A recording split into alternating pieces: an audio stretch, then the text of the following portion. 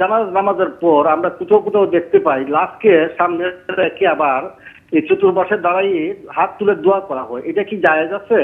সম্মিলিত দোয়া মানে জানাজার সলাতের পরেই আবার দাঁড়িয়ে ইমাম সহ সকলে মিলে দোয়া করছি জানাজা সামনে রেখে, এই বিষয়টা যদি আপনি ক্লিয়ার করতেন।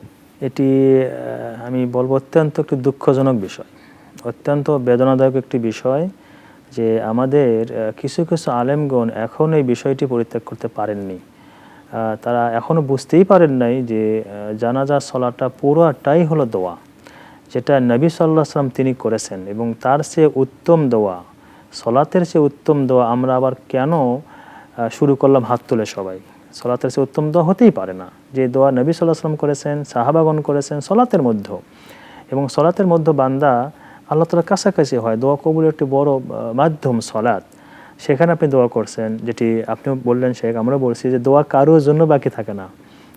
সেখানে তো সকল শ্রেণী, আল্লাহুম্মা গফিরলি, আমাকে ক্ষমা করো, হাইয়িনা যারা জীবিত, মাইয়িতিনা যারা মৃত, শাহিদিনা যারা উপস্থিত, ও গাইবিনা যারা অনুপস্থিত, সগীরিনা ছোট, কাবিরিনা বড়, ও জাকারিনা পুরুষ, উনসানা নারী, এমন কোনো বিষয় নেই যেখানে বলা হয়নি।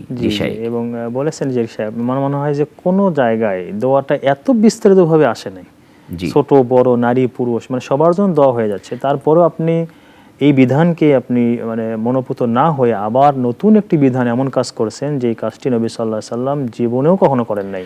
সম্ভবত শেখ আমাদের যে আরবি ইবারতগুলি আমরা দোয়ায় পড়ি, এটা আমরা অর্থ জানি না বিধায় হয়তো আমাদের বাংলায় আমরা দোয়া আকাঙ্ক্ষা থাকে যে আমার বাবা মার জন্য দোয়া হলো কি হলো না, এই জন্য হুজুর একটু দোয়া করেন, এটা হতে পারে।